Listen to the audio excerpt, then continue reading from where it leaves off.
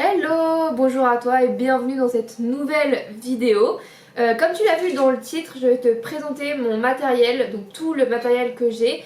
Alors bien sûr, il faut se dire que c'est du matériel que j'ai accumulé au fur et à mesure des années. Voilà, donc j'ai pas tout acheté d'un coup et tu n'as pas besoin de tout acheter d'un coup non plus. Je vais vraiment faire le détail de ce qui est indispensable et ce qui ne l'est pas. Voilà. Je vais aussi faire un début sur la musculation parce que je pense que la musculation forcément se complète avec le triathlon parce qu'on a besoin de renforcement musculaire. Et à la toute fin de cette vidéo, je ferai un petit aparté sur la nutrition.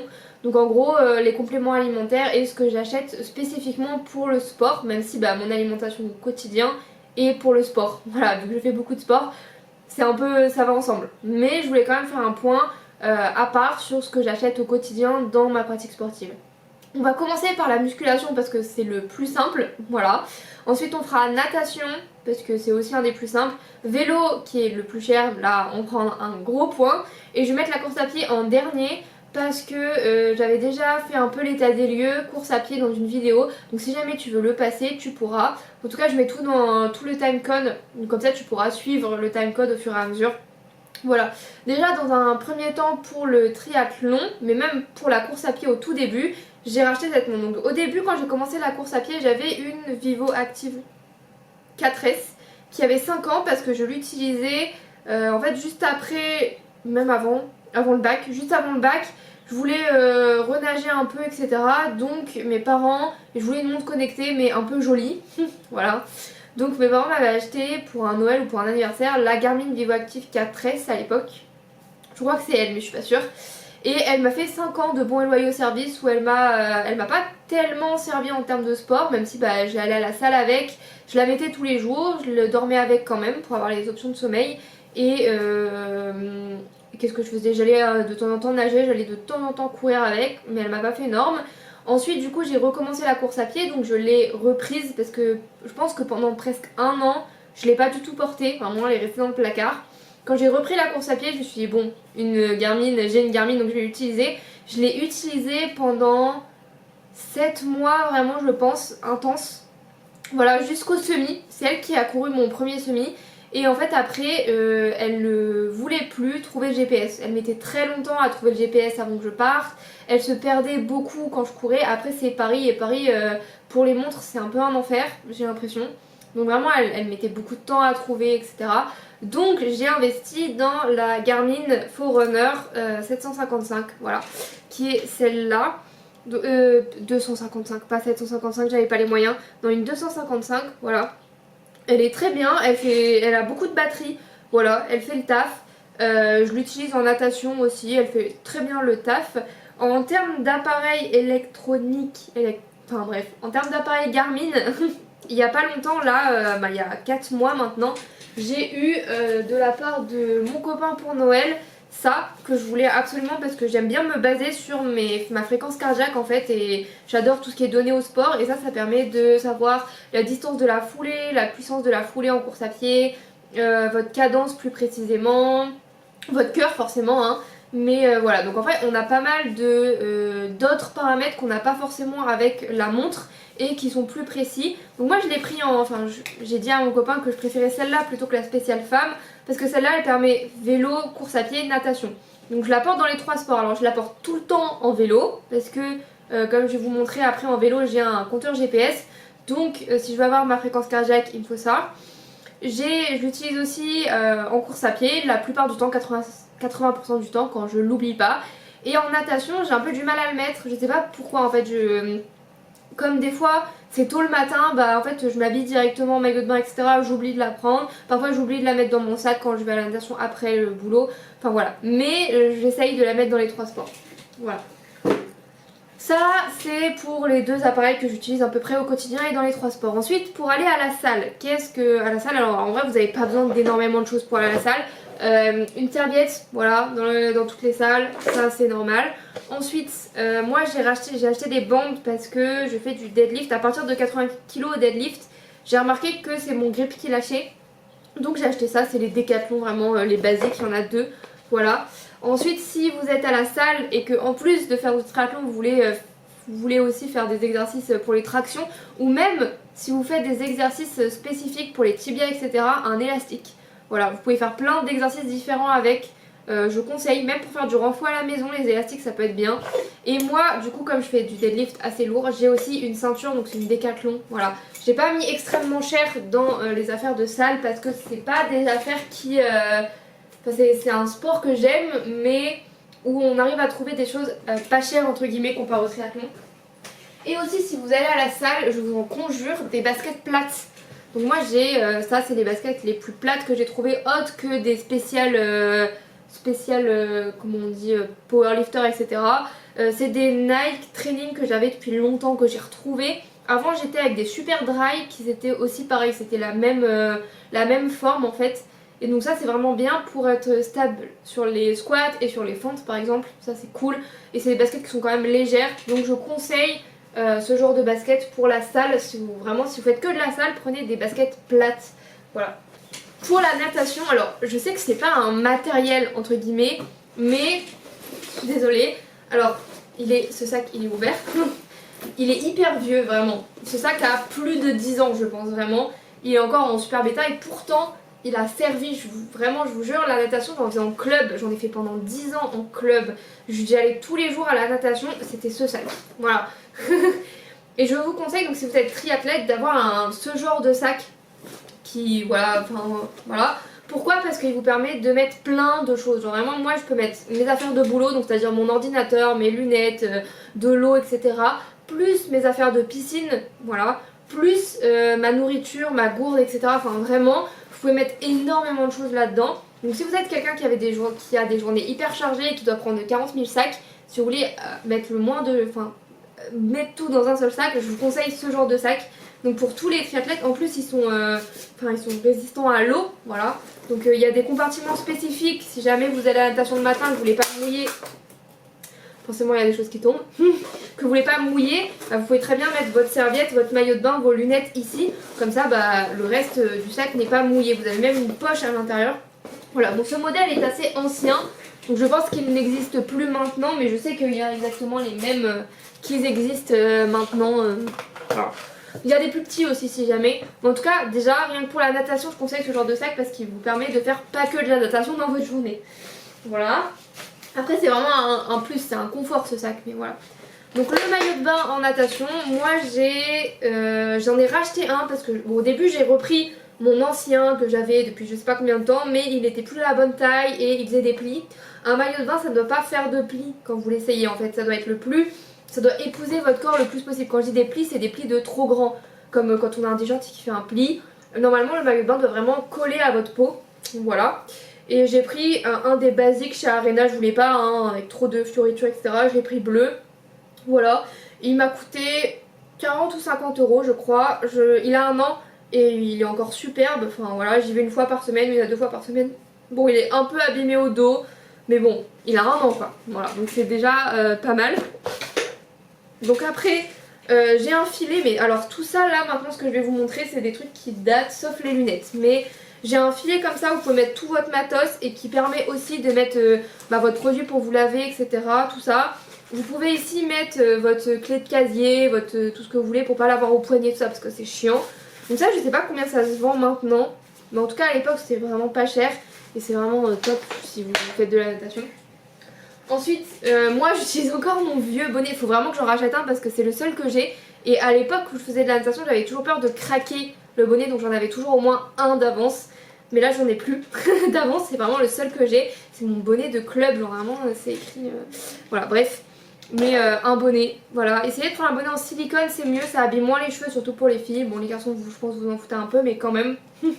Ensuite j'ai acheté ces lunettes que je ne conseille pas du tout. Alors je voulais des lunettes un peu chères, mais moi j'aime bien les lunettes qui ont des... Je fais beaucoup de natation mais je suis jamais passée aux lunettes sans caoutchouc, voilà. Mais celles-là sont chiantes parce qu'elles... Alors malgré qu'elles... Je crois que je les ai payées 40 euros. Je me suis dit ouais je vais acheter une bonne paire de lunettes, elle va me faire 2-3 ans, voilà, si je continue de nager et tout. Et en fait c'est des Arena pourtant. Alors en termes de buée elles sont top, elles ont un système vraiment top. Mais je les mets et parfois vous savez vous nagez, vous les remettez sur votre front. Et en fait quand je veux les remettre elles s'ouvrent au niveau du nez. Voilà, c'est un enfer. Et en plus si vous avez une piscine sans bord etc, pour les remettre vraiment c'est chiant quoi.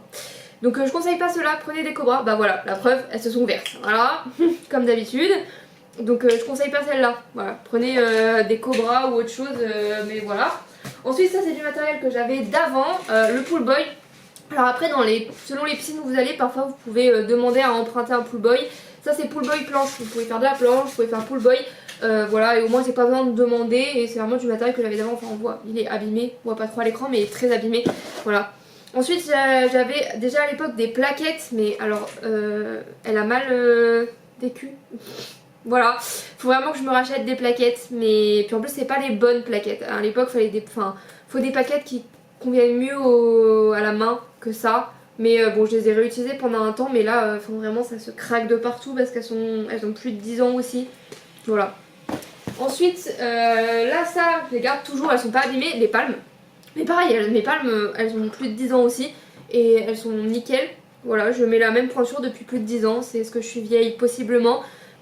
Je pense au premier truc à acheter, pas les plaquettes. N'achetez pas des plaquettes en premier si vous commencez la natation. Je pense que ça servira un peu à rien. Par contre, tout ce qui est... soit vous avez des problèmes au niveau de...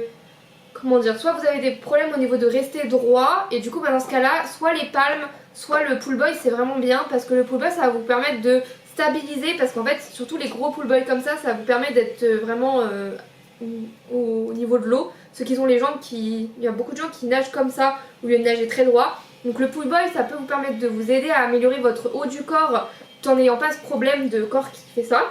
Et c'est pas du coup les palmes, elles, ça va vous permettre de mieux jauger vos battements, comment les faire, etc. Donc à voir. Mais le pool boy est moins cher que les palmes, ça c'est sûr. Voilà. Donc ça c'est pour la natation. Voilà, j'ai pas plus de choses, j'ai pas besoin de plus de choses en natation. On va passer au vélo. Pour le vélo, il vous faut un vélo et voici mon vélo. Voilà. Hop, je le repose parce que il pèse, même s'il est très léger, il pèse quand même son poids. Voilà. Donc le vélo, il n'y a pas que le vélo, comme vous voyez. Donc déjà moi c'est un vélo, c'est un gravel, c'est pas un vélo de course, même s'il a un guidon de course du coup. C'est un vélo semi-VTT, semi de route, parce que j'avais peur des vélos de route. Pourquoi ? Parce que j'y connais rien pour l'instant en mécanique, etc. Et j'étais une quiche en vélo en fait, quand j'ai commencé il y a même pas 3 mois maintenant. Vraiment une quiche, vraiment. Je ne savais pas faire de vélo avant ça. Et donc je sais pas, les roues fines, etc. ça me faisait peur, surtout que je vis à Nice. Et que du coup à Nice, il y a quand même pas mal de trous sur le sol, etc. Et que je l'utilise pour aller au boulot. Voilà. Donc il me fallait un vélo un peu tout terrain. Où j'aurais moins de chances de finir sur le sol et de manger des graviers. Voilà, donc j'ai préféré partir sur ça. Alors mon vélo est quand même assez cher, faut pas se le cacher. C'est un gravel en carbone, donc le cadre est en carbone, c'est pour ça qu'il est aussi léger. Donc voilà, si jamais je veux changer en vélo de route, en fait j'ai juste à changer les pneus et ça peut se faire. Voilà. Donc vraiment c'est du haut de gamme, mais je voulais m'acheter un bon vélo. C'est pas non plus un vélo à 10 000 €, on est d'accord. Mais je voulais m'acheter quand même un bon vélo pour démarrer parce que je voulais pas me retrouver bloquée ou me dire non mais je peux pas faire ça parce que le vélo nanani nanana. Bon voilà, donc j'ai pris un vélo un peu cher. Sur le vélo il y a un seul porte-bidon pour l'instant avec un bidon que j'ai acheté. J'ai une chambre à air et des outils, pensez bien à acheter ça, plus une pompe pour gonfler si jamais il se passe quelque chose. Pour l'instant je touche du singe, il ne s'est encore rien passé. Ensuite ce que j'ai ajouté c'est une sonnette, pourquoi ? Parce que je suis à Nice et que les gens ne savent pas conduire. Donc comme je l'utilise aussi au quotidien, j'avais besoin de ça.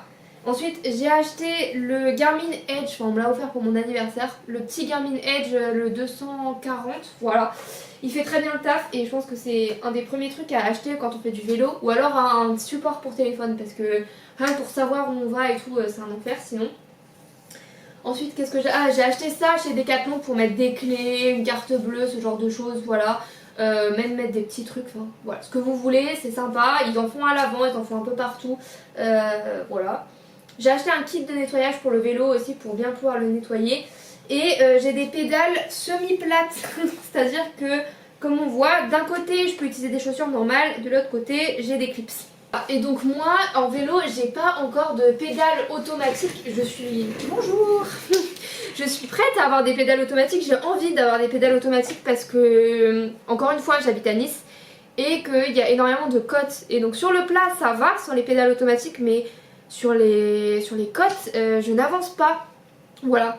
Donc j'attends Decathlon impatiemment parce que j'ai des SBD du coup, donc j'ai déjà les cales, tout ça.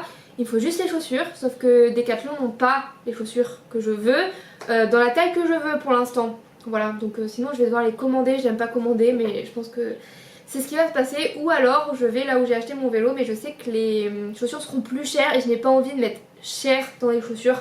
Alors que c'est juste des chaussures, enfin voilà, et surtout je ne sais pas si je vais, ça se trouve je vais pas du tout aimer les pédales automatiques, on sait pas. Ensuite avec mon vélo j'ai un casque gravel, du coup c'est pas un casque de route, c'est un casque gravel. Qui fait très bien le taf et qui m'a été offert avec le vélo, donc ça de toute façon je ne peux rien dire. Ensuite en vélo j'utilise les écouteurs Shox que j'utilise aussi en course à pied bien évidemment. Game Changer, voilà. Si vous n'êtes pas convaincu au moins pour la course à pied, pour le vélo, voilà, on ne peut pas faire autrement. De toute façon on peut pas mettre de casque ni rien, on peut mettre des écouteurs, mais je pense que c'est quand même mieux d'entendre ce qu'il y a autour, surtout en vélo. Donc écouteurs Shox, vraiment c'est top. Ensuite en vélo j'ai acheté des gants, mais j'ai l'impression que les cyclistes ne mettent pas de gants. Voilà. Tout ce que je vous dis en vélo je suis débutante, donc ne vous basez pas non plus trop sur moi, mais j'ai l'impression que les cyclistes ne mettent pas de gants. En tout cas moi j'ai acheté des gants parce qu'en plus comme ça ça n'abîme pas mon guidon, enfin je mets pas du sel sur le guidon, voilà. Je sais pas, dites-moi les cyclistes si vous avez autre chose. Et ensuite j'ai un cuissard qui est, je suis désolée, il est hyper mal mis mais voilà. J'ai un cuissard Manic, voilà, donc je l'ai payé assez cher, mais trouver un cuissard pour femme c'est un enfer, voilà, mon combat. Vraiment les vêtements de cycliste femme, déjà course à pied c'est compliqué, mais alors cycliste c'est encore plus. Voilà. Et ensuite j'ai pour l'instant un seul, comme je vous dis je suis débutante en vélo, donc j'ai un seul jersey qui est celui de chez Decathlon. Voilà, je l'ai pris clair parce que je sais qu'il va faire bientôt chaud et donc je voulais pas, voilà. J'ai pas de long, j'ai rien en long parce que j'ai commencé le vélo en janvier, mais je mettais un legging en dessous et en haut je mettais un haut de course à pied au début, donc voilà, on fait comme on peut avec les moyens du bord. Et j'utilisais aussi ma ceinture de course à pied en vélo au tout début, donc voilà, vous n'êtes pas obligé de tout acheter. Moi j'ai acheté au fur et à mesure, là ça fait 3 mois, au fur et à mesure je me suis dit ok, bon j'ai besoin absolument d'un cycliste.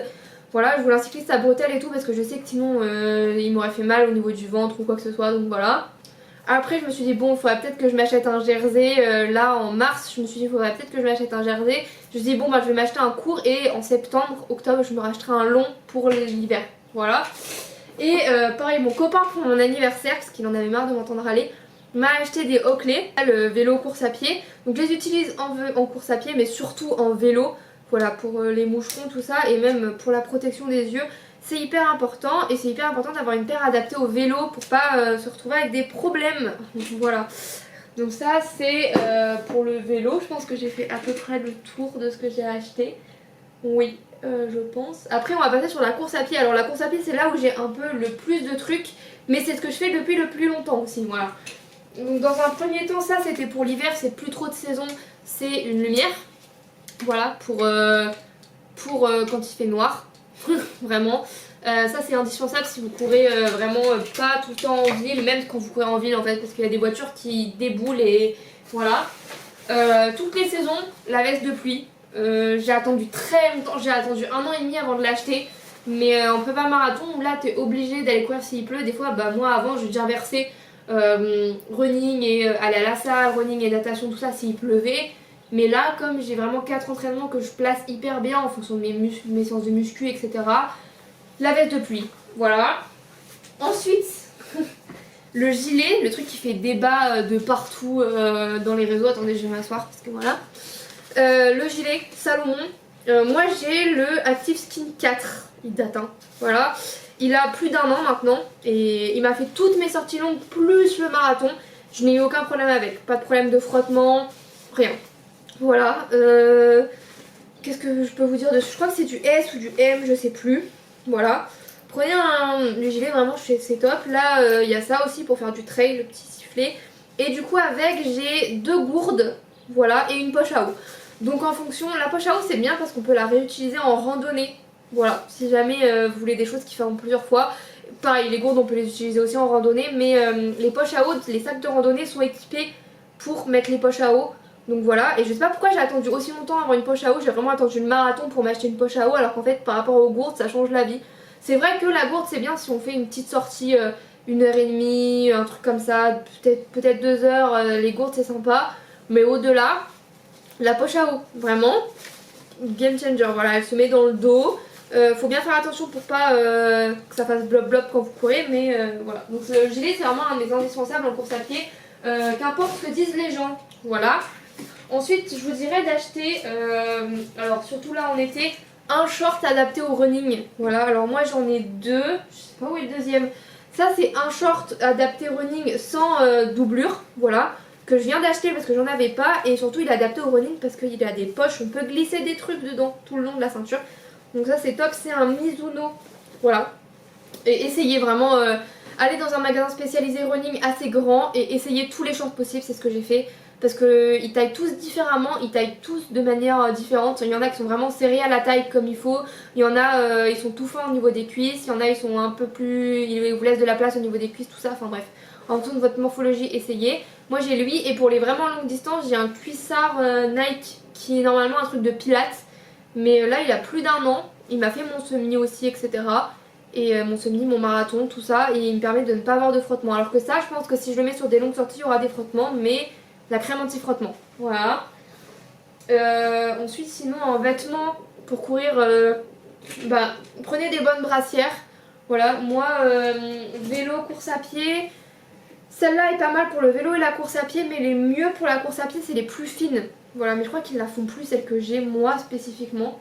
Ensuite, une ceinture ou un brassard ou ce que vous préférez pour mettre votre téléphone et vos clés, pensez-y. Parce que sinon vous pouvez vite perdre vos clés, vos brassards, voilà. Je sais que j'ai une amie qui a commencé la course à pied et elle me refilait toujours ces trucs parce qu'au début, une fois elle a fait tomber son téléphone, au début quand on courait, elle a fait tomber ses clés, enfin bref. On l'entend, ça va, mais si jamais vous êtes à fond dans votre course et que vous l'entendez pas, ça peut vite mal se passer. Et là je viens d'aller chercher mes bébés en course à pied. Alors comme je vous l'ai dit, la course à pied j'en fais depuis plus de 2 ans maintenant. Ouais, plus de 2 ans. Non, 2 ans. Attendez. J'ai couru mon marathon, non. Ça fait entre 1 an et demi et 2 ans que je cours. Et donc la première paire que j'ai achetée quand je me suis remise à la course à pied, c'est les Hoka Clifton 9. Voilà, elles étaient à la mode, elles étaient bien, elles étaient légères parce que moi je courais avec des Brooks Ghost et genre les 9, un truc comme ça. Parce que c'était des vieilles chaussures que j'avais retrouvées parce que à une époque quand je faisais de l'aviron on courait beaucoup, donc mes parents m'avaient acheté une paire de course à pied. Bref, voilà. Donc ceux-là que mes parents m'ont acheté, c'est pas moi qui les ai achetés, c'est mes parents qui m'ont acheté ces chaussures. Parce que mon père en avait marre que je réutilise mes Brooks qu'ils avaient beaucoup trop de kilomètres et beaucoup trop de temps. Donc j'ai acheté ceux-là, sauf que je les ai pris une demi-taille, une taille trop petite. Voilà, donc quand j'ai commencé à m'entraîner pour le semi, comme cela était une demi-taille, une taille trop petite même pour un semi, j'ai racheté des Brooks. Voilà, donc ça c'était il y a 1 an maintenant, j'ai racheté celles-là, qui sont quand même pas mal de kilomètres, on le voit, et qui sont assez minimalistes. Voilà, donc faut que je les reporte, mais voilà, comme si vous avez suivi mes vlogs, vous savez que comme ça a été minimaliste, je les ai plus trop fait, durant les 2 derniers mois, je les ai plus trop portés parce que j'avais des douleurs. Ensuite, ma meilleure paire, ma paire préférée, les Asics Nova Blast 4. Vraiment, mon père qui me les a achetés il y a, je sais pas, plus de 6 mois maintenant je pense. Non, en septembre 2024 pour mon 10 km. Mon père me les a achetés parce que je suis revenue dans le nord, etc. Et il voulait me faire plaisir parce que je venais d'avoir mon diplôme de master. Et donc, comme j'avais déjà 2 paires qui avaient quand même pas mal de kilomètres chacune, il m'a offert celle-là. Et vraiment, c'est ma paire préférée parce que j'ai pas trop de vitesse et en même temps, elles me permettent quand même d'avoir un peu de punch, vous savez. Et en même temps, elles sont quand même hyper confortables. J'ai fait des sorties longues avec, j'ai fait des sorties tempo, enfin, elles sont hyper polyvalentes. Si vous voulez une seule paire, je vous conseille celle-là, elles sont hyper polyvalentes. Voilà. Et dernièrement pour le marathon, pour avoir une paire avec de l'amorti, vu que en fait finalement j'avais plus de paire avec de l'amorti, on est parti sur les Saucony Guide, Guide 18, voilà. C'est ma première paire de Saucony, comme vous voyez en fait j'ai pas de marque préférée pour l'instant, même si j'ai adoré ma paire d'Asics, voilà. Et elles sont blanches, pourquoi vous faites des chaussures blanches? Vraiment c'est les pires choses à faire. Mais voilà, elles ont quand même couru sur des sols rouges qu'on a ici dans l'Estorel. Et ça va, elles se sont plutôt bien sorties. Voilà, elles ont 100 km, 150 km pour l'instant. Elles le vivent bien. Voilà, j'ai pas prévu de me racheter des chaussures tout de suite parce que comme j'en ai une dernière, ça va, j'ai de la marge. J'ai aussi acheté des casquettes forcément pour la course à pied, hein, ça, protéger votre peau Et pour protéger votre peau en premier, bah mettez-la à l'ombre, donc achetez-vous une casquette. Et maintenant que j'ai fini sur la course à pied, je pense que j'ai fait à peu près le tour, enfin... Il doit y avoir des petits trucs genre du tape, de kiné que j'ai acheté ou des choses comme ça, du coup c'est le bordel maintenant que j'ai fait le tour, mais voilà. Je vais passer sur la nutrition, voilà. Déjà, premier temps, nutrition à l'effort, qu'est-ce qui est bien, qu'est-ce qui n'est pas bien, qu'est-ce qu'on fait? Alors, nutrition à l'effort, sur le marathon, je suis partie uniquement sur la marque Ta, et là, pour faire des économies, je suis repartie chez Decathlon. Chez Decathlon, vous pouvez largement faire le taf. Donc comme je vous disais, marathon j'étais sur ce genre de gel, café et non café parce que donc dans le café il y a de la caféine, normal, mais donc c'est goût café avec caféine. Il y a aussi goût qui était vraiment très bon, je crois que c'est... Non c'est fruits rouges ou un truc comme ça, et il est bon mais il n'y a pas de caféine. Donc j'ai à peu près goûté tous les gels de chez Ta je crois, et il n'y a que l'autre avec de la caféine que j'aime pas, voilà. Et pareil, donc ça c'est des électrolytes, donc il n'y a pas de sucre, c'est juste du sodium, potassium, etc. Vitamine C je crois qu'il y a dedans aussi, B12, B6, B2, c'est que des minéraux, c'est les minéraux de chez Ta que j'ai utilisés pour ma prépa marathon. Donc ça c'est ce que j'utilisais, et les gommes de chez Ta aussi que j'ai utilisées pour mon marathon. Mais du coup là, là je viens pile de racheter des gels de chez Decathlon, ils sont moins chers mais c'est les anciens, ils avaient les nouveaux et les nouveaux sont plus chers, voilà. Mais par contre ils ont plus de glucides dedans, c'est des plus gros gels. Il y en a 5 par boîte ou 6. Ils font 30 grammes de glucides par gel, alors que là on est plus sur 22 grammes de glucides par gel. Voilà, mais ça j'ai racheté, c'est en attendant. Pour l'instant je prépare pas de marathon ni de semi pour l'instant. Et je fais juste du vélo, et donc je me suis dit peut-être si je fais des grosses sorties vélo ça pourra m'aider. Donc c'est ça. Mais ce que je vais surtout manger pour l'instant je pense c'est pâtes de fruits. Voilà, j'ai racheté x12. Ça va me faire assez longtemps parce que j'ai pas prévu de grosses sorties de course à pied comme je l'ai dit. Donc voilà, et souvent c'est quand je fais plus d'une heure je prends. Et j'aime vraiment bien celles-là de pâtes de fruits, elles ont quand même pas mal de glucides, il y a 17 grammes dans une barre, ce qui est quand même pas mal comparé au gel où il y a 22, enfin il n'y a pas énormément de différence quoi. Finalement il y a juste pas de caféine dedans, il y a plein de goûts différents. Donc si jamais vous voulez tester la nutrition à l'effort, je conseille fort ça. Et surtout je conseille aussi de commencer par des gels Décathlon parce qu'ils sont petits, donc qui permettent de mieux digérer au début. Voilà. Et ensuite on a les boissons isotoniques. La différence entre des électrolytes et la boisson isotonique, c'est que là il n'y a pas de sucre, là il y a du sucre. Voilà. Donc ça c'est bien si vous... Moi par exemple je rajoutais du sirop de citron ou ce que vous voulez. Donc ça c'est bien si vous rajoutez du sucre ou si vous avez déjà tout votre quota en sucre dans ce que vous mangez à côté. Voilà. Mais si vous vous basez que sur des boissons de l'effort, les boissons isotoniques c'est bien, donc ça c'est chez Decathlon. Et du coup dedans vous avez 34 grammes de glucides dans 500 ml. Voilà. Et ça, j'utilise surtout à vélo en fait, je le mets dans ma gourde de vélo. Comme ça j'ai quand même assez de glucides. Parce que pour l'instant je sais pas manger à vélo, enfin je sais pas boire non plus. Mais ça prend moins de temps de se mettre sur le côté, de prendre la gourde et de boire que de sortir une pâte de fruits et de la manger. Voilà. Donc ça c'est la nutrition à l'effort, les différents trucs que vous avez besoin. Après vous pouvez aussi manger des bananes, manger... Il y a énormément de choses. Ensuite on part sur les compléments alimentaires. En complément alimentaire, on va y arriver, j'utilise les multivitamines de chez NutriPure parce qu'il y a de la B12 et que je mange très peu de produits animaux au total. Je crois que je mange juste des œufs finalement et un peu de fromage.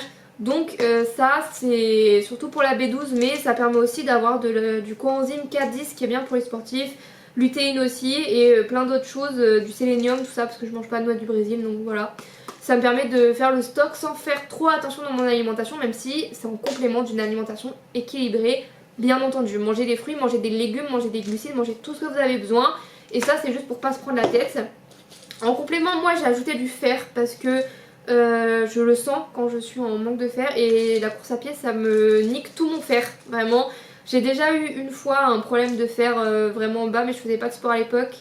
Et quand j'ai donné mon sang, j'ai senti que j'étais un peu à plat. Je me suis dit c'est pas possible, je mange assez de glucides, j'ai quand même pas mal de vitamines dans mon alimentation et de minéraux, je pense pas que ce soit ça. Je prenais de la B12 encore à l'époque, l'ancienne, pas celle-là. Je me disais mais pourquoi j'ai plus d'énergie? Et en fait je pense que c'était ça, parce que quand je me suis recomplémentée en fer, ça a fait ça. Ne prenez pas le fer comme ça. Faites une prise de sang ou etc. Moi je sais que j'ai des problèmes avec le fer parce qu'en plus je mange très peu d'aliments avec du fer vu que je ne mange pas de viande. Voilà. Ensuite pour la récupération sportive et le sommeil j'ai l'ashwagandha. Voilà, celui-là vient de chez Aromazone, mais vous avez aussi chez NutriPure, il y en a. Voilà, c'est hyper bien pour la récupération, il y a plein d'études qui le montrent. Après les compléments alimentaires de ce type ashwagandha, rhodolia, enfin tous les trucs comme ça, c'est à tester. Voilà, testez et vous verrez. Parfois ça marche sur des gens, parfois ça marche pas, parfois c'est effet placebo, enfin voilà. Ensuite là c'est pour la salle, la créatine ou pour l'explosivité. Si vous préparez un 5 km ou du sprint tout court en fait, si vous préparez du sprint. Il y a pas mal de trucs qui parlent aussi de bienfaits maintenant sur les fonctions, je ne sais plus le mot. Mais bref, pour la mémoire, tout ça, à ce qui paraît. J'ai pas encore lu les articles donc je peux pas vous dire, mais moi je prends, là après le marathon, je reprends 5 grammes de protéines, 5 grammes de créatine le matin. Donc je le prends le matin avec mon petit déjeuner dans un verre d'eau. Voilà, c'est surtout pour l'explosivité, donc pour gagner moi j'ai pas trop d'explosivité donc c'est bien, et surtout pour la salle, voilà, donc je conseille la créatine. Et ensuite j'ai aussi des protéines, donc j'ai de la Whey Isolate Native, celle avec le moins de lactose parce que je digère un peu mal le lactose, donc il me faut celle où il y a très très peu de lactose, donc je prends celle-là, je la prends en neutre, comme ça je peux l'utiliser dans toutes les préparations, salées ou sucrées. Et j'utilise aussi la whey, donc c'est pas de la whey du coup, c'est des protéines végétales mais où il y a tous les acides aminés. Voilà, je fais bien attention à ça. J'ai une au café de chez Sync et une au chocolat de chez NutriPure aussi que j'ai commandé en même temps que la whey classique. Voilà. Pourquoi je prends des protéines en poudre? Parce que ça me permet de moins faire attention à mon alimentation et d'avoir un supplément dans la journée. Par exemple si je veux manger un peu de yaourt à 4 heures ou le soir, je peux et je rajoute un peu de protéines dedans. Si je sais que mon repas n'avait pas assez de protéines, enfin c'est vraiment pour compléter, comme je disais, une routine alimentaire qui est déjà assez équilibrée mais qui parfois peut manquer, surtout que j'ai un boulot à côté de 9 heures à 17 heures, que je fais beaucoup de sport etc. Parfois j'ai des besoins de protéines et je vais pas manger des œufs comme ça ou manger je sais pas quoi. Parfois j'ai envie de me faire des pancakes le matin ou de me faire des gaufres mais sans trop faire attention à avoir des protéines. Donc dans ce cas là, déjà je peux mettre un peu de yaourt dans mes protéines ou dans mes gaufres quand je fais la pâte. Et je fais aussi attention, du coup je rajoute une scoop de protéines dedans. Ça me permet de pas me prendre la tête tout le temps et c'est un peu plus facile et plus rapide. Voilà. Je pense que j'ai fait à peu près le tour de tout ce que j'utilisais en affaires de sport. Si vous avez des questions, n'hésitez pas. Voilà, et comme je vous dis, c'est du matériel de triathlète. Enfin, pour nager, vous avez juste besoin d'un maillot de bain, de lunettes et d'un bonnet à la base. Vous n'avez pas besoin de plaquettes, de pool-boy, etc. Voilà, puis vous pouvez commencer en empruntant ceux de la piscine si jamais c'est possible. Pareil pour le vélo, vous pouvez commencer avec un vélo moins cher déjà, voilà. Et pour le vélo, comme vous voyez, le cuissard c'est le plus important. Après le jersey, on peut utiliser autre chose au début. Enfin, vraiment, moi j'utilisais des affaires de course à pied au début en haut, genre un long noir que j'utilise en course à pied, le truc vert que j'utilise en course à pied. Le casque, bon par contre ça c'est hyper important, achetez-en un. Les gants, j'ai pas l'impression que ce soit si important, demandez à des vrais cyclistes, je ne sais pas, j'ai l'impression que certains en portent, certains non. Et voilà. Le vélo après, la gourde etc. Moi je vais me racheter une deuxième gourde je pense pour le vélo, une gourde plus grande aussi et puis un deuxième porte-gourde aussi. Voilà. Et acheter au fur et à mesure, voilà, essayez. Parfois on se dit telle personne, tel triathlète a tout ce matos là, j'aimerais bien avoir le même. Et en fait on se dit, des fois on essaye le truc, on est en mode en fait ça sert pas à grand chose, voilà. donc bon, à voir, essayez, testez, faites des tests et vous verrez bien, voilà. J'espère que ça vous a été instructif, que vous avez vu un peu le matériel de base. Je pense que là il y en a quand même pour pas mal cher quand on prend tout au fur et à mesure, surtout un vélo. Enfin si on ajoute déjà rien que le prix du vélo on est pas mal cher. Mais quand même j'ai essayé de faire au minimum. Et comme vous voyez Decathlon est quand même mon ami, même si bon il y a eu des scandales dernièrement. Mais désolée mais là j'ai payé 5 € les 4 gels. Quand j'étais chez Ta, même si c'est des gels plus gros etc. Un gel c'est 2,50 €. Donc j'en aurais eu que 2 pour le prix de 4 gels ici. Alors oui certes il y a moins de glucides mais si je prends les nouveaux c'est 8 € les 6 gels ou les 5 gels du coup je sais plus. 2,50 € un gel, enfin voilà quoi. On peut faire des économies quelque part. Pareil la boisson isotonique vous pouvez la faire vous-même en ajoutant du sucre dans votre boisson. Soit vous pouvez acheter de la maltodextrine, ça revient moins cher, soit même du sirop de citron, sirop en fonction des électrolytes si vous utilisez des électrolytes neutres ou avec du goût, vous pouvez prendre le sirop avec le goût. Voilà. Donc il n'y a pas besoin de matos cher, à part le vélo je dirais. Mais pour les autres sports, vous pouvez commencer un peu comme ça. Pareil pour la course à pied, juste une paire de chaussures, c'est très bien. Moi j'en ai 4 parce qu'au fur et à mesure on en rachète. Mais au début j'en avais qu'une et ça allait très bien. Voilà. Donc j'espère que ça vous a été utile. Et puis du coup, bah, moi je vous dis à la semaine prochaine pour une autre vidéo. Salut!